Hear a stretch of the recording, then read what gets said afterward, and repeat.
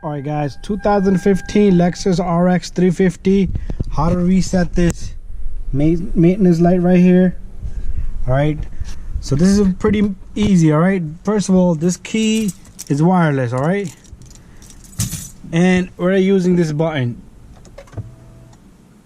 All right, and then if you come on this side, we're also going to use this trip button right here. All right, so we're going to hold this down and put the key on accessory. All right, do not press the brake.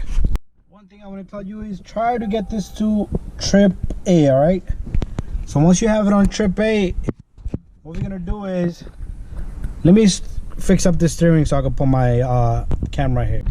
All right guys, what I'm gonna do is I'm gonna hold down first. We're gonna put the car to off position. All right, then I'm gonna hold down to this ODO trip button here, and I'm gonna put the key on.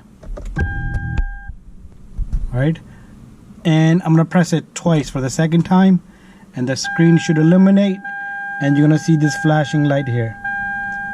Once it's finished flashing, you probably hear a beep. You're done. All right, it's reset. The oil light is reset.